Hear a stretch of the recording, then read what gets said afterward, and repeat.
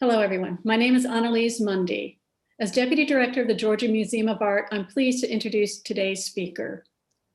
Dr. Diane Jacobsen is an accomplished business executive, having served at IBM and in the healthcare and insurance fields, and is also an international affairs scholar and Art Foundation chairperson. The following service and accomplishments demonstrate the breadth of Dr. Jacobsen's interests and talents. A member of the Council on Foreign Relations Women and Foreign Policy Advisory Group, trustee of the St. Louis Art Museum, 2003 recipient of the National Marrow Donor Program Allison Atlas Award, Washington University in St. Louis 2005 Arts and Sciences Distinguished Alumna, and 2012 University Distinguished Alumna of the Year Awards. Dr. Jacobsen also serves on the advisory board of the World Affairs Council of Jacksonville, Florida. Dr. Jacobsen is also an enthusiastic supporter of the arts. She is the chairperson of the Thomas H. and Diane Jacobsen PhD Foundation, whose mission is to collect, preserve, and lend masterpieces of American art to museums throughout the country. The exhibition, The Art of Seating, 200 Years of American Design, is drawn from this collection and began at the Museum of Contemporary Art, Jacksonville, Florida.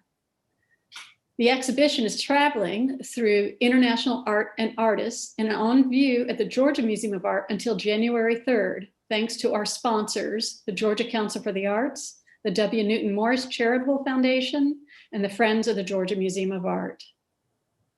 Designed for function, each of the 43 chairs included in the exhibition has a story to tell about its own genesis and about our national history. Dr. Jacobsen has worked with scholars, conservators, photographers, and the curatorial staff of MoCA Jacksonville to bring this exhibit together. The collection of art stewarded by Jacobsen exemplifies the majority of the important movements in American design over the last 200 years. Within its objects, one can trace the vibrant and progressive history of our country's ingenuity and creativity. While all art is influenced by the design of previous generations and concurrent works in other countries, the collection's encyclopedic survey stresses the formation of a national character and demonstrates the unique history of American decorative design. I'd like to thank Dr. Jacobsen for agreeing to do this talk today. Go ahead, Dr. Jacobsen. Thank you, Annalise. That was a lovely introduction, and I'm delighted to be with you today to talk about one of my favorite topics, chairs. Now, aren't you glad we have chairs? Imagine if you had to stand through this Zoom lecture and you didn't have a nice chair to be seated in. That's just one of the many reasons why chairs are important. A lot of people really don't think of chairs as art, and they know I am an art collector, but they think of a painting in a frame, something that you hang over the fireplace mantle or in the dining room, but they don't necessarily immediately say, chairs are art. And why? Why are chairs really masterpieces of art? And to me, chairs are pieces of sculpture that you just happen to sit in. They show creativity. They show the history of a country. They show new uses of material, innovation, why immigrants came to the United States in the first place to take advantage of our patent system. And they can trace how art has changed from decade to decade to decade, and the chairs changed right along with it. So I am just delighted to be able to talk to you about chairs. And I want to take you through a little seated journey, if you don't mind the pun. Now, I searched and searched trying to find the first chair to prove that people weren't always sitting on the ground or on a rock, but they actually were seated on a chair. And I found this one almost 5,000 years ago, and it was a tomb figure of a musician seated on a chair. Now, if anyone out there can find me an example earlier than this, would you please ring me up? I would love to be able to find something earlier than this, but that's the best I can do so far. And he's sitting on that chair, or maybe it's a she, we can't really tell for sure. And Ralph Waldo Emerson said, every chair should be a throne and hold a king. Well, it didn't necessarily have to hold a king, but on the other hand, I found one when I went to Egypt, and I was doing research, doing peace negotiations, and I went to the Egyptian Museum. No matter whether I'm working or doing research for my job, I always manage to sneak into every museum in every city that I go to. And of course, I went to the Egyptian Museum and I saw the golden throne of King Tut from 1300 BCE. And it was just magical to be able to see this beautiful, beautiful gilded throne with stunning painting on the back of the chair and beautiful legs with fabulous feet. It is truly magnificent. And while I was there, I also visited Giza and I saw the pyramids and I saw the Great Sphinx. And for those of you who have ever been to Egypt, it's really awe-inspiring. It is the largest sculpture made of a single piece of stone, and it's just fabulous. So it made my time in Egypt, while I was doing research on the Muslim Brotherhood and on peace negotiations, it just filled me with art, and it was such a treat. So it's not a surprise that the very first chair that I decided to purchase was an Egyptian revival chair. And it was made by Potier and Stuymas in New York. And what do you think is in the center? It's that gorgeous Sphinx. Now it's a winged Sphinx, but to me, it's still the Sphinx that I saw when I was in Egypt. And it's surrounded by this rayed lunette, which really draws your eye to the center of the chair. And the fabric is called a lycere, and it's an exact replica of the one that is at the Smithsonian. And doing research, I was blessed to have a dealer who was just phenomenal in helping to decide what kinds of fabric needed to go on the chair, since the fabric typically wears out. It's rare that you can find something that is original, every now and then. But what's exciting is when you take the tacks off and you look underneath, very often the threads of the original fabric are there. And that's how you know what kind of fabric there was. So it was exciting for me to be able to find this chair, to look at it. And you see in the pendentive voids, you have these triple lotus buds that are just beautiful. And then across the top are fasces. Fasces are kind of a bundle of reeds that the Egyptians used to signify power. So here's this gorgeous, gorgeous chair. It's ebonized cherry. And the reason is that cherry was more plentiful at the time. Ebony was very hard to carve. And they wanted to be able to make this something that was affordable to a wider population. So it was ebonized cherry. And at the time, and one thing you like to think about with art is that there's so many different interrelationships. There's music, and there's photography, and there's ceramics and silver and chairs, but it's not just all paintings on a wall. So I have a good friend who helped me to say, now, what kind of music would I have if I were going to talk about music at this time? And she is Aida Meketi, who is an accomplished musician, and her husband was director of the of the Jacksonville Symphony Orchestra. And she said, how about this Egyptian triumphal?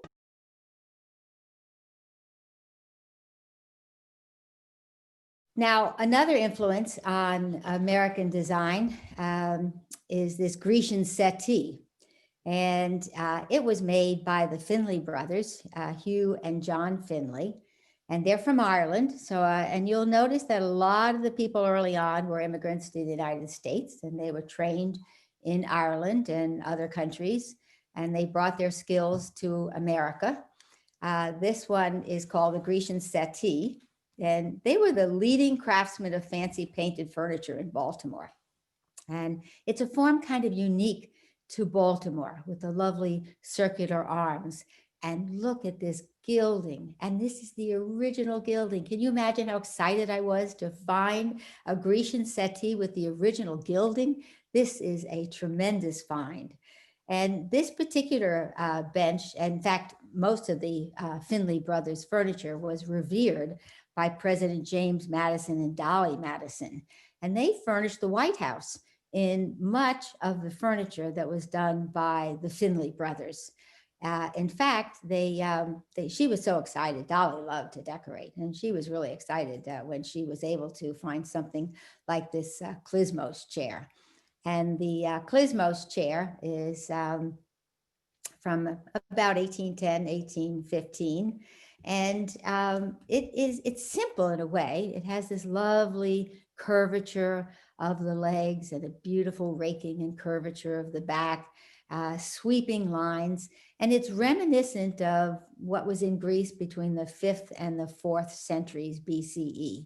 It is maple, and this is a painted beautiful scene, and it is the original scene that was on the chair when I was lucky enough to be able to acquire it. And this is considered American fancy furniture. You're going to hear a lot of different names for the different time periods and the styles. And this chair is just magnificent. And part of the mission of the foundation is to lend to museums. And this one is at the St. Louis Art Museum. And now we look at 3 chairs. And would you believe it? All 3 of these chairs were made in New York State at about the same time frame, but they could not be any more different. Look at them. On the left, we have this Shaker rocking chair. And those of you who know the history of the Shakers, they left England because of religious persecution. And they came to the United States. Originally, I think they were called the United Society of Believers in Christ's Second Appearing. But they established 24 Quaker communities. And they were very inventive people. In order to sustain themselves, they made flat brooms, and they were among the first to do wheel-driven washing machines, and they did seed packets. And I know that the chair is from New Lebanon. Number one, we had the wood tested, but also the finials are quite typical of the New Lebanon Shaker community. And the chair seat is a woven seat, which was also typical. And this was probably a chair for one of the elder people, a rocking chair, and very, very comfortable rocking chair. Now, as I said, there were 24 Shaker communities. And they took in orphans, and they gave them clothing and education and food. And it was a wonderful service that they provided to the orphans. But then the government decided they were a little uncomfortable with the Shaker philosophy, and they wouldn't allow them to take orphans in anymore. And eventually the Shaker community almost completely died out. I believe today there are still 3 people that are living in a Shaker community. That's it. And you may say to yourself, why is that? Well, the Shakers believed in celibacy, which is a definite going out of business strategy. And that's why there are only 3 left today. The middle chair is by Thomas Warren, and he was from New York. It's called the centripetal spring armchair from 1850. And the railroads were bumpy back then. I mean, you got on a train and you just bumped and bumped and bumped along, and it was really downright uncomfortable. People put up with it because they were able to get from place to place, but on the other hand, wasn't the greatest ride in the world. So Warren developed this centripetal spring system. It's kind of like the shock absorbers on a Buick today. It makes the ride less bumpy. And he also came up with a fabric called gaufrage. I hope you can see it on the screen because you can see a pattern, lovely flower pattern.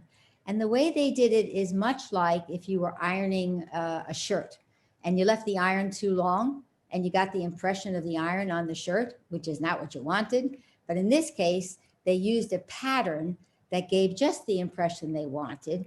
And it's this lovely flower pattern. And it was an inexpensive way of making velvet have a pattern, which was kind of nice. And in 1850, this is when he developed this chair. But if you look at the railroads back then, in 1840, there were about 3,000 miles of rail lines.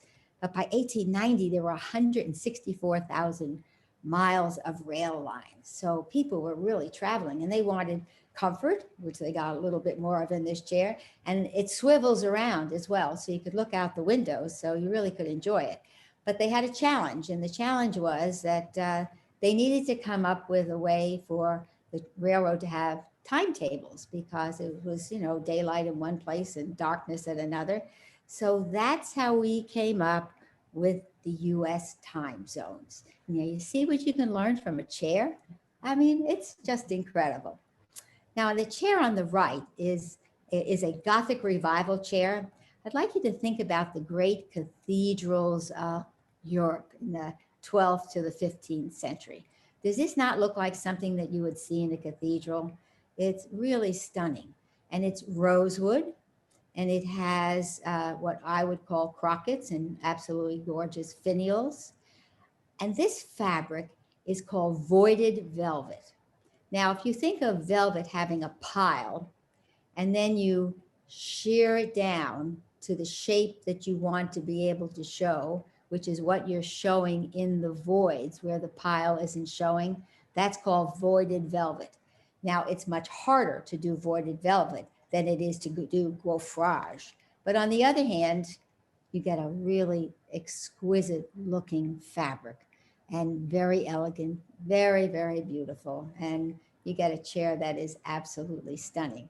And this one I may have mentioned is made of ash and rosewood. And you can test, you can send your wood samples off to be tested so you know exactly where something is coming from. Look at this chair. Do you not love this chair? This is by John Henry Belter. And look how very thin it is. Now you would think that if a kind of a hefty person leaned back in that chair, he'd break the back. But on the other hand, Belter said, no, I'm going to design lamination. I'm going to do something kind of like plywood in that you have the grain of the wood going this way and a thin amount going the other way, and then the next one going this way and this way and this way, so that you get a much stronger back, and yet you can still keep it very, very thin. And then look what he was able to do. He had all different kinds of machines that he designed, and he patented all of this. And he's got grapes and oak leaves and beautiful voids and beautiful crest rail and a beautiful rail at the base. I mean, an exquisite chair, absolutely exquisite. And this is considered Rococo revival. And Belter was a German immigrant, but he's really known for his technological innovations that he used and the two patents that he developed. One was in 1847 for the jigsaw to cut the piers back, and one was in 1858 for bending laminated wood into multiple directions. This is called a slipper chair. Do you know why? Well, the reason is back then, we ladies had to wear a lot of paraphernalia. We had camisoles and petticoats and corsets and long stockings and crinolines and bustles, and it was hard to get all of this stuff on and then try to get your little slipper or shoes on. So rather than make this the standard 18 or 17 inches that a chair seat normally is, he made it 15 inches, and the ladies loved it. Now, I saw a chair almost like this when I was a little girl. My mom took me to the Metropolitan Museum of Art with my two sisters, Lizette and Nancy, and anytime we had time off from school, we would go to the Met.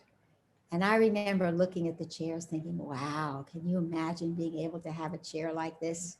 I remember the chairs, and I also remember going and seeing what now I understand, I didn't know then, were Hudson River School paintings of mountains and streams. And just to think now we actually have the ownership and the foundation of some of these true masterpieces. So I would encourage you, take your children, take your grandchildren, bring them to the museum. They'll be able to relate to the chairs, and you will be giving them a gift that they will have for the rest of their lives. There isn't a city I ever go to that I don't take time out, even if I have to take the red eye back to get to a speech or a meeting, I get to see the museums. And I hope I hope you will too, and I hope you bring your children to this exhibition as well. Now let's look at the design of a chair that was made for the House of Representatives. And that's what it's called. It's called the House of Representatives chair from 1857. And it was designed by Thomas Ustick Walter. And there was a design competition. 2 companies won the competition. This particular chair was made by the Hammett Desk Manufacturing Company. And you know that because of the guilloche. These are guilloche around the border, and they're convex. The other company, Bemble, was concave. I don't know if their fax machine wasn't working. There obviously wasn't a fax machine, but somehow they didn't seem to notice that the guilloche was supposed to be convex. It doesn't mean their chairs are bad. It's just not as fabulous. And then you look up here, and then you see the crest rail, which I'll look at in a little bit more detail. But the reason that they had these chairs, that was, well, we added, in 1800, we added 1,500 new states to join the Union. Then by the time California became the 31st state, in I think that was September 9th of 1850, the number of representatives had jumped from 106 at the century mark to 233. And our fine legislators needed a place to park themselves. So they had a design competition. Walter won the design competition, not only for the chairs, but also for the expansion of the Capitol. Now, originally, this chair was designed to have button tufting. And button tufting, I'll show you an example later on of one that does have button tufting. This was designed that way, and he presented his design, but Congress was told that the button tufting was more expensive. There was an extra fee. So Congress decided not to have button tufting, because back then they were very cost conscious. Oh, if that were only the case today. But I've done some additional research with a really great team that we have. And it appears that maybe at the very original chairs, they were covered in red Moroccan leather. So I'm going to save up my pennies to be able to do red Moroccan leather when the exhibition maybe stops traveling. It's been 26 museums, and they tell me this is the longest tour of any art show ever. Who would have ever thought that it would be 26 museums? I never thought so. This is the crest rail. And as I mentioned to you, that Bemby and Kimball was the competing maker of chairs, but ours is from Hammett. And ours has the olive boughs on the left signifying peace, and the oak boughs on the right signifying strength. Now, Abraham Lincoln sat in the House of Representatives chair. Our country's going through a really hard time right now. And I just thought what he said at his inauguration really applies to us today. And if you don't mind, I'm going to read it to you. He said, "The mystic cords of memory, stretching from every battlefield and patriot grave to every living heart and hearthstone all over this broad land, will yet swell the chorus of the Union, when again, touched as surely they will be by the better angels of our nature." And I have great faith in America, and I really believe that the better angels will also be singing for us, and we'll get through these very turbulent times that we're experiencing today. The next chair was designed by George Hunsinger. I have the privilege of having 3 Hunsinger chairs. Can you believe it? But once you find a Hunsinger chair, you can't resist getting another one. But this one, I often say I love a particular chair, and it's just, to me, is amazing. Way back when, people who used to lean back on their chairs were breaking the legs and breaking the backs. And Hunsinger said, you know what? I'm going to have a different bracing system. So if you follow this lovely curve, that's what a carroul is. And then you look at this diagonal bracing. And then you look at the extra bracing on the back of this chair. And I flipped a little bit too soon, so I'm going to get back to the chair. And he made the chair really, really sturdy. Now, Hunzinger was German born. He immigrated to the United States when he was just 20 years old. And the man had 21 patents for furniture innovation. Why did so many German immigrants come to the United States who were designers and engineers? Well, we had a patent system that for only $4 you could get a patent. And it was amazing because back where they came from, you had to know a Kaiser or a king or somebody really, really up in the hierarchy. But anybody could get a patent in the United States. And that's part of the reason why they came in droves. Now, back in 1859, the population in the United States was just 31 million people. And then by 1861, I should mention, in 1861, according to the census then, there were only 3 millionaires in the whole United States. But by 1900, the population had gone to 76 million, and it ballooned up to 4,000 millionaires. Now, why was that? Well, part of it was innovation and technology, but part of it was there were no federal taxes. So people could afford to buy fancy chairs. And we'd all be buying fancy chairs maybe if the taxes were not quite as high, but then again, there were other benefits of those taxes. By around 1800, there were about 2,500 patents. By the time of the Centennial Exhibition in Philadelphia in 1876, there were 5,000 patents that were displayed. This upholstery, and you have to go to museums a lot to be able to see the history and to understand how things were upholstered. This chair is done in a beautiful silk. This is the button tufting I was talking about that is more expensive and why the House of Representatives chose not to do button tufting. And this around the edge is called ruching. And went to the Brooklyn Museum to see their example of the curule chair. And that's how we knew what kind of fabric. And I thank Andrew Van Stein so much for all the research that he did on this. Now, the next chair is from 1876. It's only 6 years later. And yet it almost looks like something modern, doesn't it? You might see something like this even at IKEA or something, but it's not. It's made of maple, but it's meant to look a little bit like bamboo. And again, this is George Hunzinger. And there's his famous diagonal bracing. And he's got these lovely, what I consider anchor looks in the background. And he polychromed at intervals on the chair so that you had this feeling of bamboo. And he too used multiple patents. He, again, used multiple patents. And he had a metal woven seat. And he covered the seat in something like a shoelace material. That's the ground, that's the green. It's not the metal coming through, it's the shoelaces that are covering the metal. And this was a chair that was much lighter weight. So you could pick it up and move it around the parlor, unlike the overstuffed, really heavy chairs that oftentimes were in the parlors in American homes. It's quite a stunning chair, isn't it? And here we have a chair by Frederick Crutina. Look at the center. Do you know what they are? Those are called mans, and they're Japanese design. And then the flowers around are kind of an Islamic design. And yet we have the cathedral look that we saw before in the Gothic Revival chair. And you look at that railing underneath and has also another man.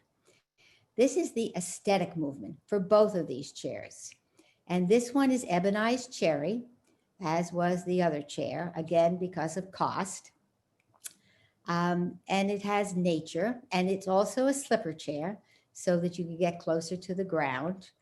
And if you remember your history, I think it was in 1853 that Commodore Perry led the US Navy to open the ports in Japan. And then we had a treaty with Japan a couple of years after that. And by 1860, we had the Japanese embassy in New York City. And then we learned about hokusai, those beautiful woodblock prints. When I worked in Japan, I was able to buy the hokusai prints, and I just absolutely loved them.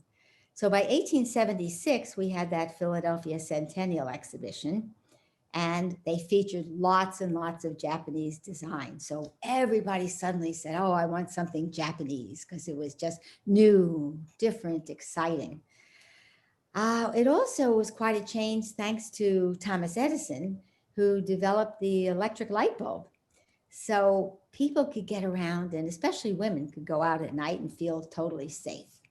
The music of that time would have been Gilbert and Sullivan's Mikado. And if we had more time, I'd play something from the Mikado. You sure don't want me to sing it, but nonetheless, that would be something to add when we have more time together. And the chair on the right is by Hertz Brother. And they actually had their facilities down the street from each other. So you never know where design influence is going to come from. That's not to say that this isn't uniquely Hertz, but there's a certain similarity to the design. This is rosewood, and it also is mahogany. Mahogany was very, very plentiful, but rosewood was very, very scarce. But nonetheless, it is a stunning chair, partially because of the inlays.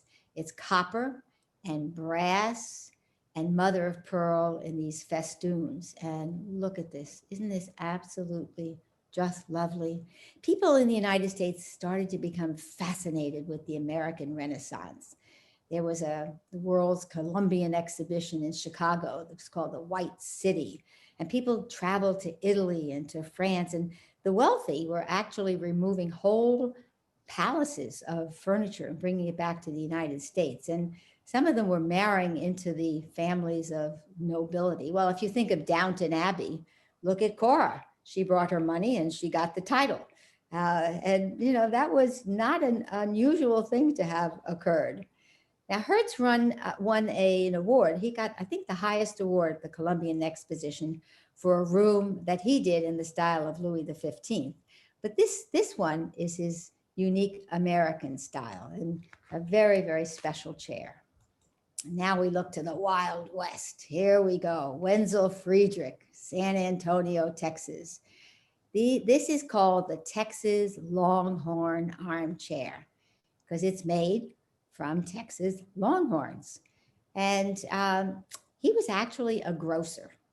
And he went down to the abattoirs, which are basically, you know, the slaughterhouses. And he saw all of these gorgeous horns being thrown away. He said, surely there must be something I could do with these gorgeous horns. So he came back to his studio and he immersed them in steaming water.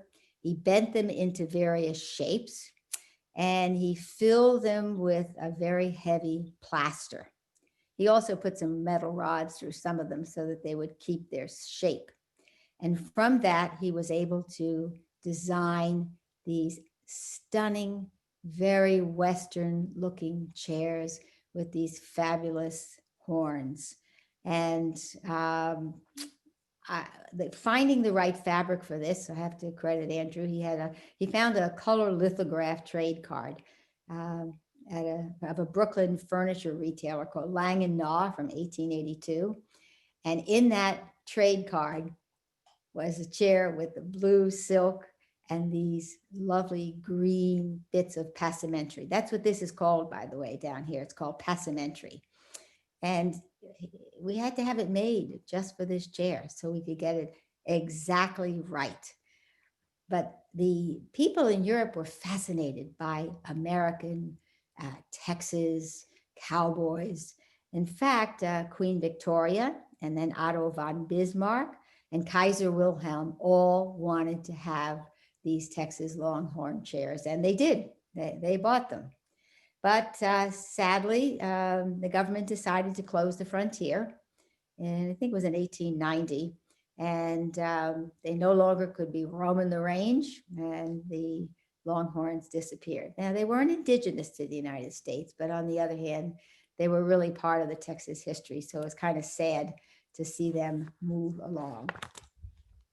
Now, you don't have to have patents to do this chair. You don't have to have fancy machinery, but you have to be an artist at heart. And this is the Southern Appalachian bent willow chair. It was done in 1890, but it was done for a long period of time. And it's made of twigs and branches, and it's all twisted into these unbelievably beautiful shapes. We know it's Southern Appalachian, and I don't know if you can see it on your screen, but there are little notches all along the edges. And this was something that was typical of Southern Appalachian furniture. But it's like a symphony when you look at this chair. I happened to see one that was actually on the porch of President McKinley. So you could see it in the distance. And that was, for me, it was kind of exciting to be able to see that chair. But anyway, speaking of McKinley, we're going to move ahead, and we're going to look at a chair that actually is affectionately named McKinley Armchair. And there was a lot of change in the 20th century, really brought dramatic changes to the country. It was kind of the end of the Victorian age. You know, Queen Victoria died in 1901. And then sadly, very sadly, President McKinley was assassinated in Buffalo, New York, while he was visiting the Pan American Exposition.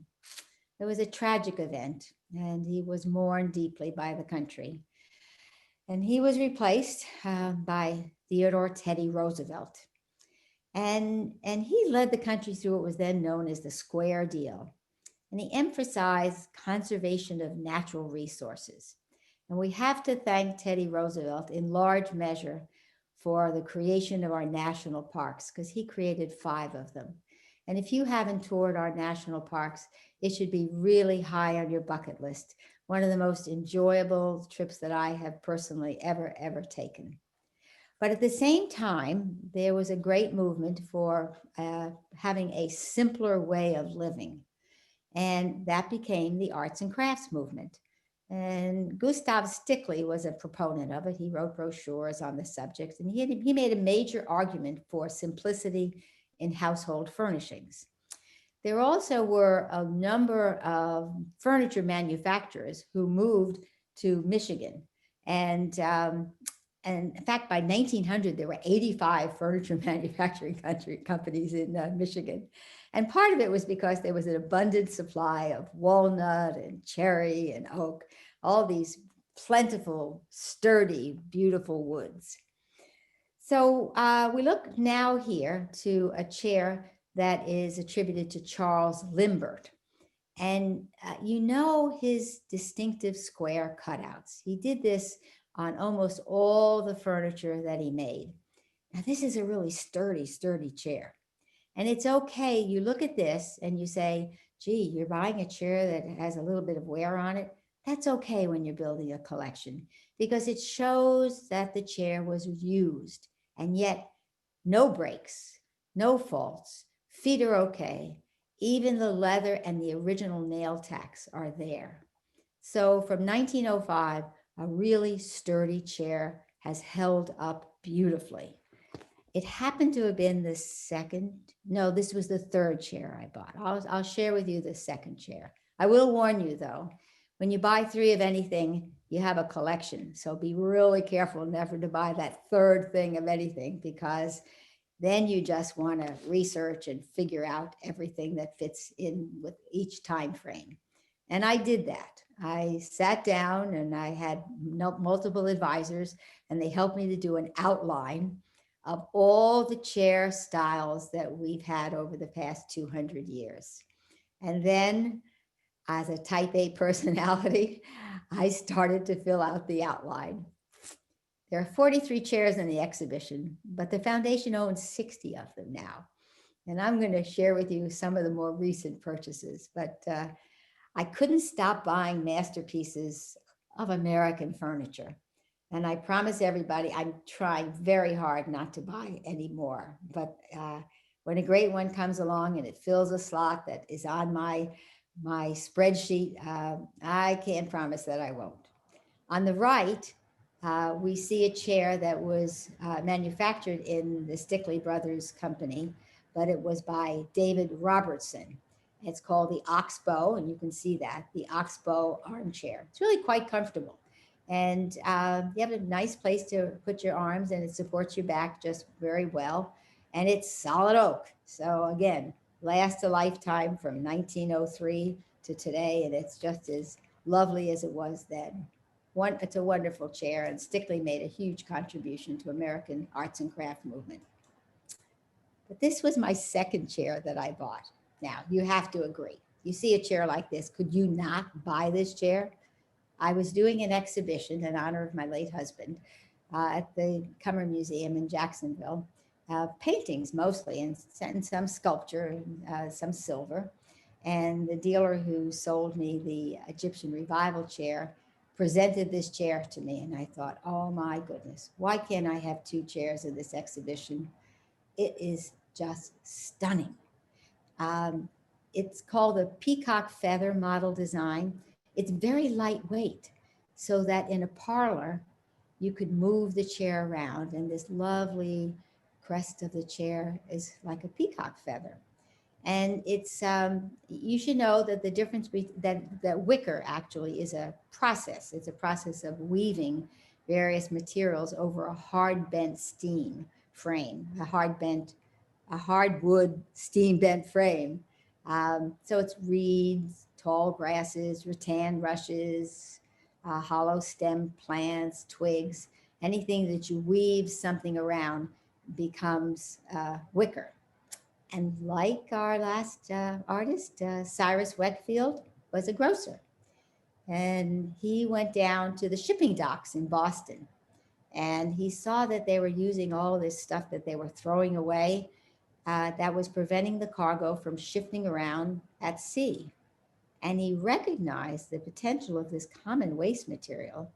And he left the grocery business and began making furniture. So I guess this is the 1885 version of recycling. It is the aesthetic movement still. It uses the motifs of the peacock feather and the sunflower and the lilies, and it all signifies beauty, strength, and purity. And it's exquisite. So then I had three chairs. Heaven help you when you have three of anything. But we're going to move to 1935. Now there you see a real change in style. This is considered the international style. And it's made of anodized aluminum. You can see it, it's beautifully curved. The problem with anodized aluminum is you rub it up and down and up and down and up and down, eventually it wears through the aluminum. So he invented these rubber donuts, I call them donuts, and he put them on the bottom of the chair so that that they would not wear out the beautiful anodized aluminum. And then he gave it this very Hollywood look. It's a sling back. You could just lean back in this chair and feel terribly glamorous in this international style. It kind of reflects the machine aesthetic. And the tubular metal serves as almost like a frame for a painting. It is truly exquisite and exemplifies what was happening in 1935 in America. Now we're going to move to something from 1936 to 39. It takes a long time for a design to actually get implemented. And this one by Frank Lloyd Wright was designed for the Johnson Wax Company in Racine, Wisconsin. And it's enameled steel and cast aluminum, has a loop pile for the seat, and it has the original brass feet. And I love the back of this chair because he made it to flip from one side to the other. So if the fabric wore out on one side, you could flip it over and have the other side.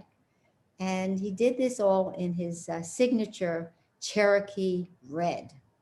Now, Wright was a person who wanted to do the whole project. So when he was offered the position as the architect for a new administrative building at the S.C. Johnson Wax Company, he insisted on getting permission to design the furniture.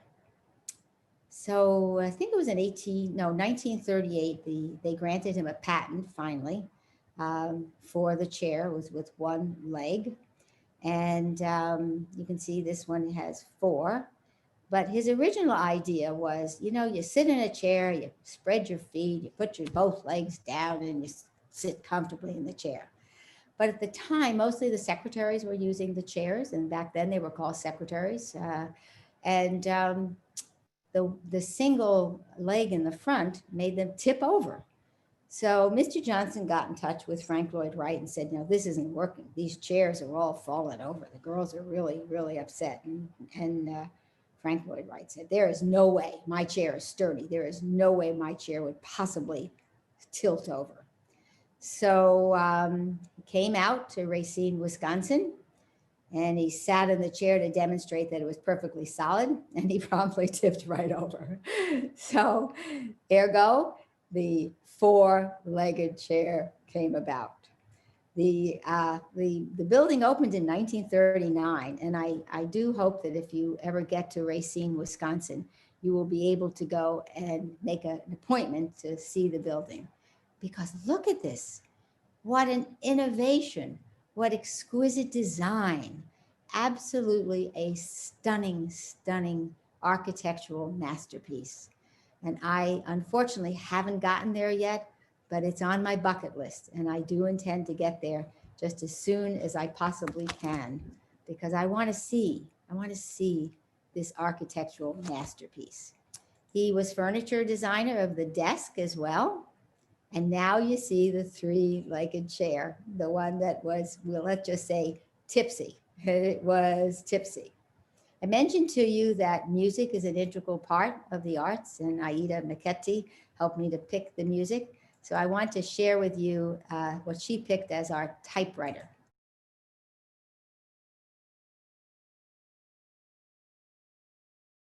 It was written by Leroy Anderson, and appropriately it's called Typewriter 1950.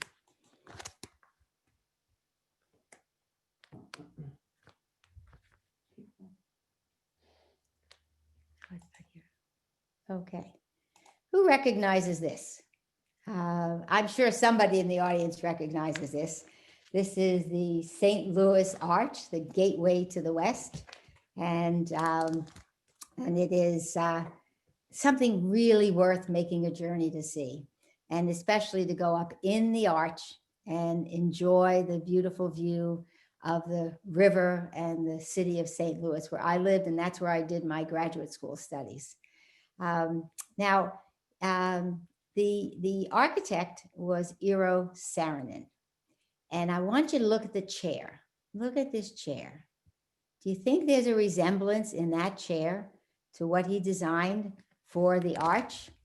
Well, in reality, the competition for the Gateway Arch was in 1947. He designed this chair in 1946. So I think he had the arch in mind when he designed the chair, and then subsequently submitted the design to St. Louis to be able to build the famous arch. He was a prize-winning designer of home furnishings, and he designed this exquisite grasshopper chair. And his philosophy was, you ought to be able to sit in a chair, lean back, and if you're from St. Louis, have a beer, have a bud, just relax and enjoy yourself. And we also have in the exhibition the footstool for this. So you could lean back, put your feet up, and be raked back and be mighty comfortable. And again, you're going to see lamination. I tell you, we have a lot that we have to thank Belter for, because lamination is going to be used a great deal in many of the chairs that you're going to be seeing going forward. Now we are looking at the Harry Bertoia chair.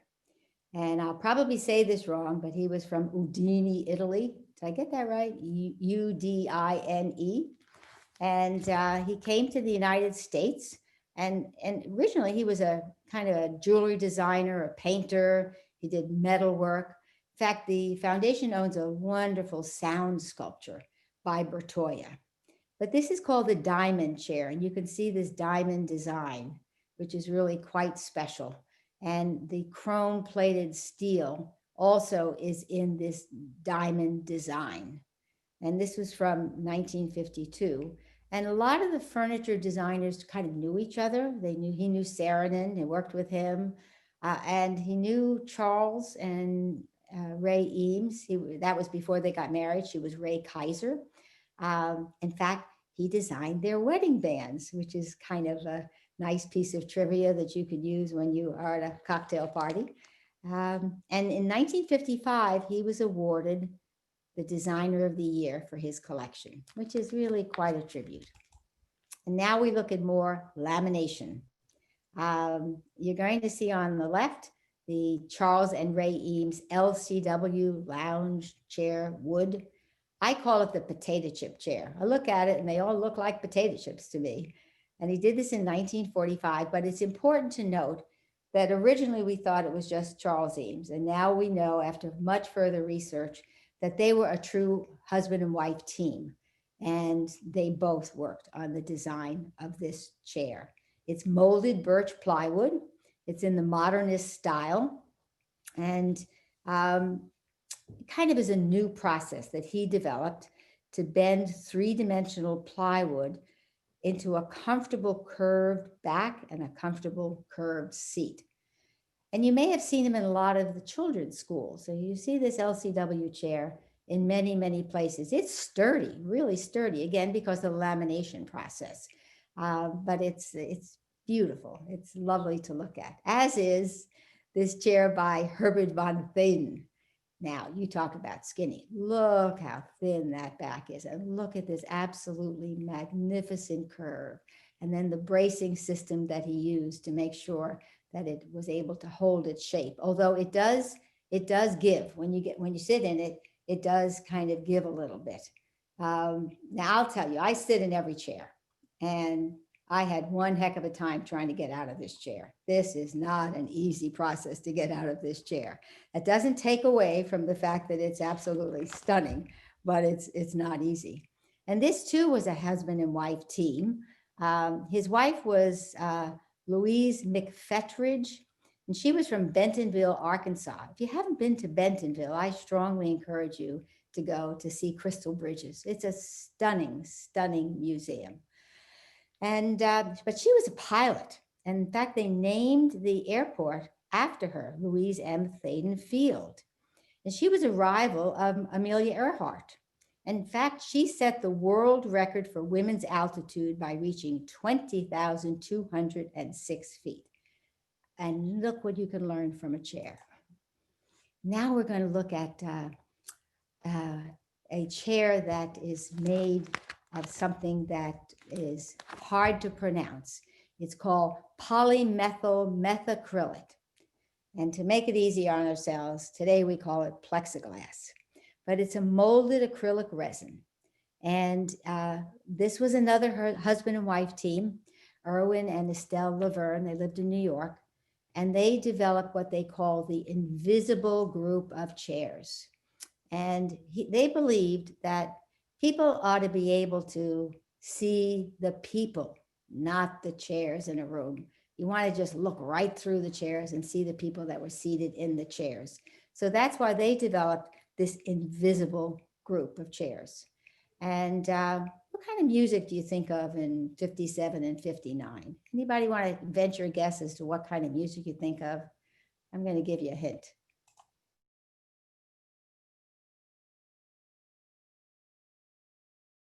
Well, you get the message.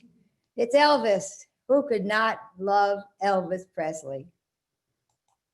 Now, around the same time, Isamu Noguchi developed what I would call the rocking stool. I want you to look at this because of the fact that the photography of this is unbelievable. And photography is an art form, just like the making of chairs.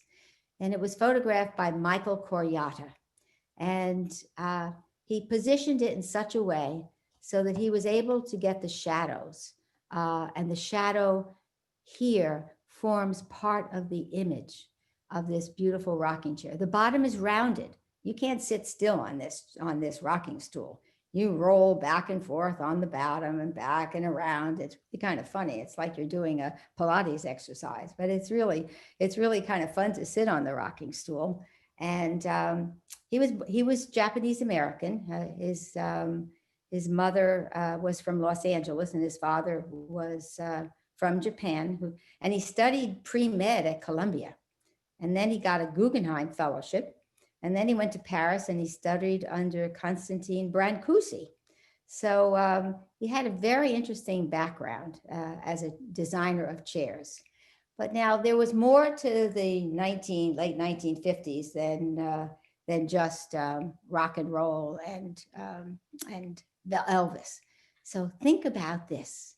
Think about East Side Story. No, think about West Side Story, if you would, for a moment.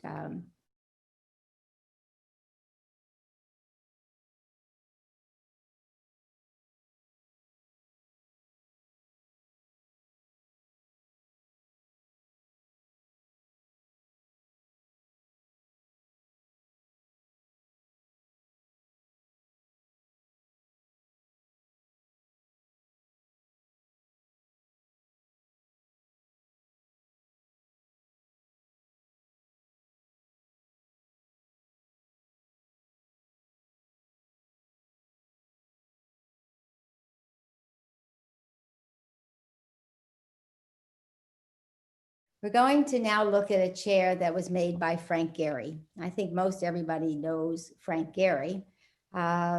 This is called Easy Edges, and it's corrugated cardboard over masonite and wood. It was the minimalism style. And Frank Gehry was not born in America. He was born in Toronto, Canada. And our show actually has been to Toronto, not to Toronto, but another province in Canada. But Gehry was inspired by the material themselves. He had done some architectural models, land contours out of cardboard. And the more he worked with the cardboard, the more he felt an affinity for it. And he was normally designing buildings, as you know, but there was an instant gratification in designing a chair. So he designed this beautiful easy edges. And when you see it, it has kind of almost a velvety quality because it's a little worn. People put their feet on because it's a bar stool. It's not something you sit down at. You sit at a bar or your raised kitchen counter.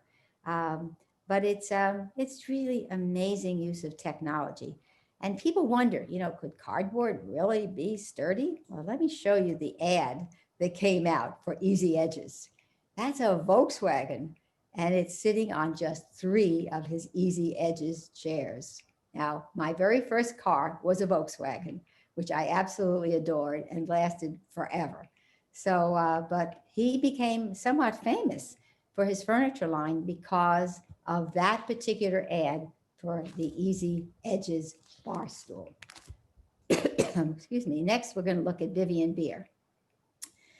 Wow. I went to visit Vivian in her studio, and she's in New Hampshire, and she showed me the whole studio. I'm going to give you a quote of what she said. It's really fun, by the way, to collect from living artists, and Vivian is just amazing. She said, "I wanted this chair to seem as if it had been cut and crushed out of a single sheet of metal.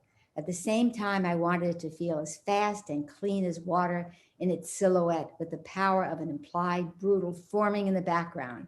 The balance and trickery are important." And it does fool the eye. It does look like it's from a single sheet of metal, but it has been assembled. She said it's a chair that is strong like a bridge and light like a breeze, like the running tide. Vivian is amazing. She won the Ellen DeGeneres Challenge on HGTV in 2016, and she's become nationally known. And she's the nicest person. We spent time in her studio, and of course, I immediately fell in love with the chair. There's just no way I was going to drive all the way back and not buy a chair that is this gorgeous, covered in auto paint. And it took my breath away. And I think if you get a chance to meet Vivian, you will be so impressed with her talent and her designs. She's just remarkable. And I think we're privileged to have a designer like Vivian Beer in the collection. And here's a picture of her. How fun is this? This is Vivian working in the studio. I didn't ask her permission for the picture. I hope Vivian is okay. In fact, Vivian is on the Zoom call today. And in fact, we have a couple of the living artists on the Zoom call. So thank you so much, Vivian. I really adore the chair. And it's also comfortable. How's that? It's really ergonomically very well designed. So you've seen that their American chair might be uniquely American, but it also has a global influence. And as we look at these 4 examples, you can see some of the global influence and yet a uniquely American design. On the left, we have Robert Venturi in kind of a formica covered with a beautiful center polychromed. And it is, you know, it is uniquely American in the design.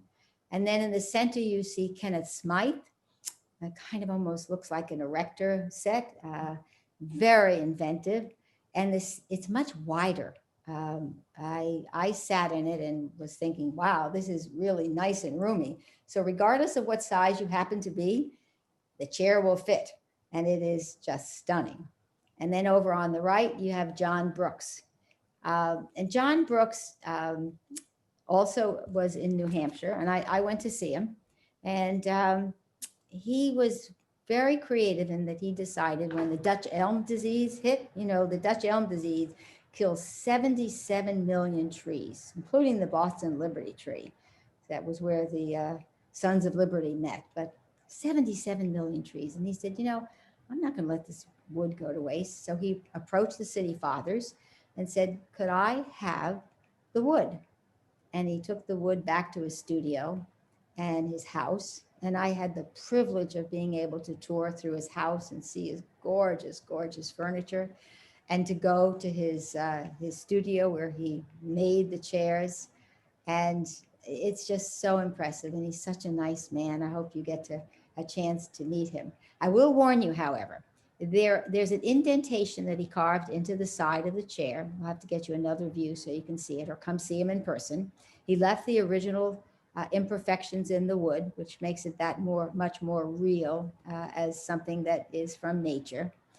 But it is heavy. I made the mistake of bending down to pick up the chair and said, oh my God, my back. You have to bend at the knees, really bend at the knees to be able to pick up the ball chair, because it is really, really heavy. But it's beautiful, and it is worth the effort, clearly worth the effort. And then on the bottom, you see a beautiful chair by Lori Beckerman. And Lori is a designer who I went to see her actually in Brooklyn, New York. And this is, hello, here we go. Every time you touch this little device, the mouse, it moves a slide forward, but we're back on track. It's made of Baltic birch plywood, and it too is a laminate. And but it's an ionic bench. And if you remember from history, the columns that you saw in mostly Greece, you saw a lot of Ionic columns, and that was the capital of the big column, and it was in this Ionic shape. And it's continuous form. It's kind of feminine in its style, as you can see. Lovely, lovely curves. Lori's terrific. She's a great, great furniture designer, and she was careful about the choice of materials, and you know, price was a factor. As she said, she looked at acrylic, and that was maybe one of her first choices, but it was difficult and expensive. And she looked at metal, and it was too heavy and expensive. And she looked at wood, and she said it was warm and earthy and sensual, so unlike the Ionic stone columns, but it's human and organic and approachable. And when we talked about it, she envisioned this for the entry foyer of some of those lovely Brooklyn brownstones, and the kids would be able to store their boots inside these lovely curves if they wanted to take them off while they're in the entry foyer of a house. So I feel really privileged to have Lori in my life, and also to have Lori Beckerman in this exhibition. And Lori too is on this Zoom call. Hopefully she was able to get on. I understand they were overbooked, so some people weren't able to get on, but I hope, Lori, that you were able to make it onto the exhibition and to the Zoom call as well. Now, I do have more chairs. As I said, there were 43 in the show, and I have a total of 60 chairs now. This is a chair addiction. I recognize that. But on the other hand, when you find a chair like this, how could you not buy this chair? It is absolutely stunning. It's fumed oak, and that's done by exposing it to ammonia to get the brown color. And then these are red enameled stiles. There are 4 red ones and 3 brown ones, if you're counting. And then in the center is this vase-like image, and then the very, very tall stiles. And look at it from the side. Look how skinny it is, but it does have extra bracing. And you really wouldn't be able to have a chair as elegant and as thin as this if it didn't have the extra bracing. And look at the pain that he took with the beautiful feet to give him extra support, but he made them absolutely exquisite, exquisite works of art. Every aspect of this chair is gorgeous. And it took me, I think it was 12 years, maybe it was 13 years to find this chair. So you can imagine my ecstasy when I finally found it and had to add it to the collection. Now look at this. Wow. Roy Lichtenstein. He was an important 20th century artist, and he was the leader of the pop art movement. You've probably seen his brushstroke paintings. Well, this is his brushstroke chair and ottoman. And he used cutting edge technology. Again, laminated layers of white birch. But you know, it's fluid, it's creative, it's a molded form. And then he used the blue chromatic insert all throughout. So that two-tone color palette it's reminiscent of Lichtenstein's brushstroke paintings and his prints. And this was his response to abstract expressionism, with this parody of brushstrokes and splatters, you know, within a kind of almost a cartoon commercial art application. He did this in 1986 to 1988, and it's on loan to the Nelson Atkins Museum, and it's comfortable. I did sit in it. I couldn't resist, but it's very comfortable. And I was very careful. I took my shoes off, so I only had my socks on when I put my feet up on the ottoman, but it too is comfortable. So here you have abstract expressionism meeting contemporary art and functional but decorative design, and truly another piece of sculpture. How could you not love a chair like that? Well, I love this chair too, and I have to stop saying how much I love the chairs, but this one is by Wendell Castle. It's called the Butterfly Love Seat. He made it in 1967. I'd been looking for a Wendell Castle chair for a long time. When we opened the exhibition, we did a seminar here at the University of North Florida. And I wanted to invite various chair makers to the seminar to give speeches. And he said, well, if you find one of my chairs, you know, I'll come and speak. And I never found the right chair. He did say to me, he said, I asked him, what should I look for as what you consider like a really fabulous chair? And he said, well, try to find one of my butterfly love seats. He said, I made 11 of them, as I recall. And that would be something that would be representative of some of my finest works. Sadly, he did pass away in 2018, and I was not able to buy this until 2019. I just hope he's up there and he knows how much we all appreciate this beautiful butterfly love seat. And you'll notice here, it's carved out to accommodate your bum. Some are bigger than others, but on the other hand, I think it's amply sized so that it accommodates most people. And it's a single stem, and it's sturdy, and it's a stack of laminated oak. Really, really solid. And he was quoted as saying, I want to be inventive and yet playful, to produce furniture that makes life an adventure. And he did. He makes life an adventure. and it's on loan to the Mint Museum in Charlotte, North Carolina, and it is worth a journey to see it. And of course, we know George Nakashima, and he did these famous conoid chairs, and he used a synthesis of styles. These are like the Windsor chair that you have seen from the 18th century, the backs. And also you see some basic shaker kinds of simplicity, and yet you see the flat international planes. And he was able to dispense with 4 legs, so it kind of floats on air. Beautiful design. Now, there's kind of a sad part and a good side to the story about George Nakashima.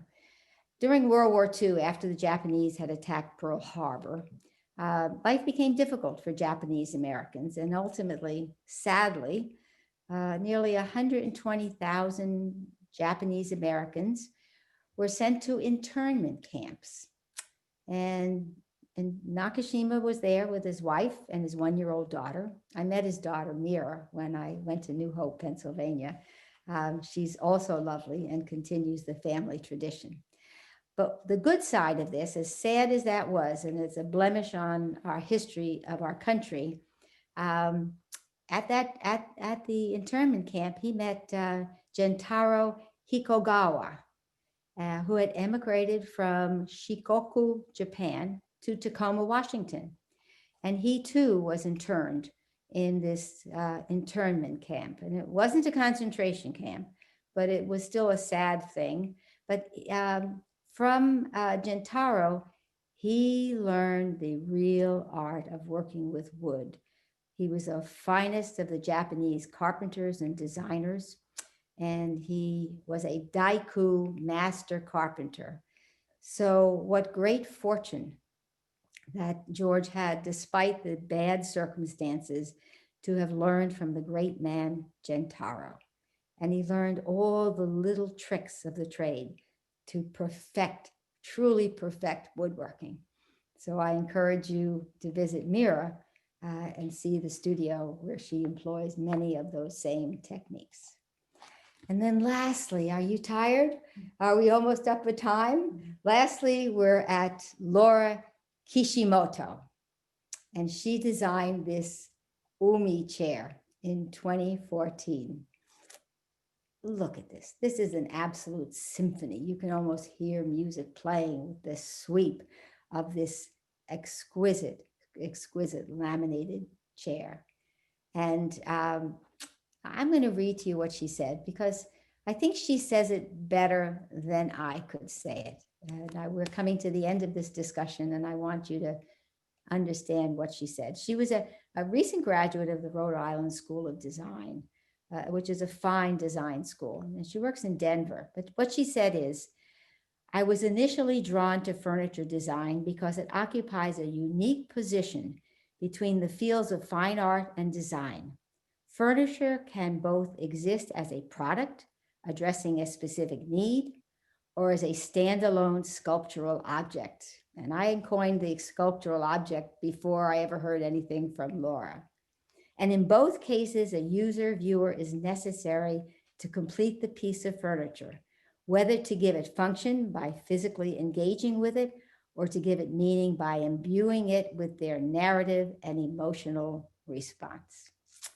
I'm hoping that by looking at these wonderful chairs and learning the history of America, the history of design, the history of craftsmanship, that you will have an emotional response as I have, that you will love chairs as much as I do, that you will take your family, your friends, your children to a museum so that they can experience the beauty of American design. And it's been my pleasure to be with you today. Are so many people to thank, names that you can see on the screen, plus members of my staff, Kelly Cater, Brian Lang, Heidi Cleaves. They have, without them, we could not have put together this presentation. It is my very first time doing a Zoom presentation, but they have made this exhibition and this beautiful presentation possible.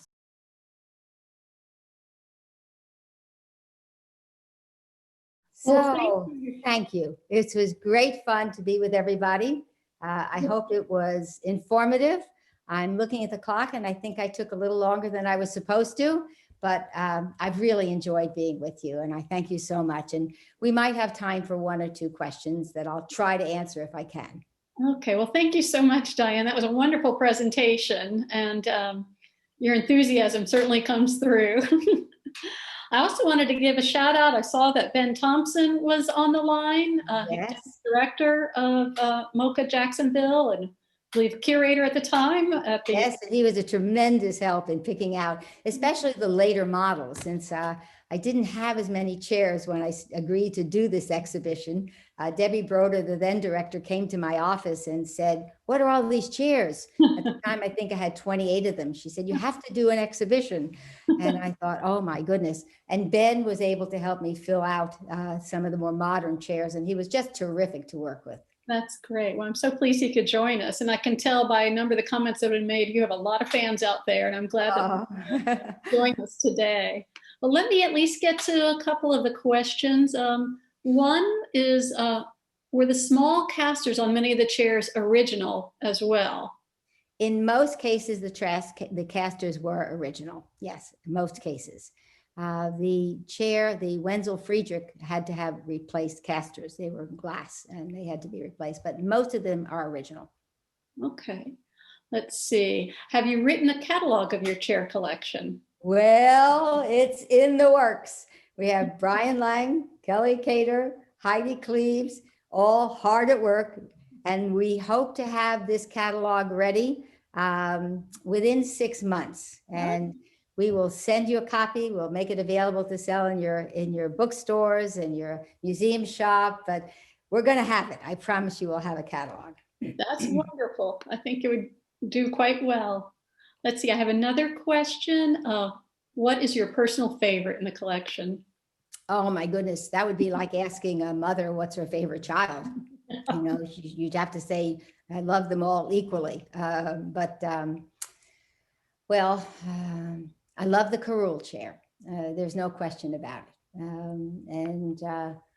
Maybe that would be number one, but I love Laurie Beckerman's Ionic Bench. I love Laura Hishimoto's, and I love Vivian Beers and Wendell Castle's Butterfly. And the Belter chairs. How can you not love the Belter? I could go on forever.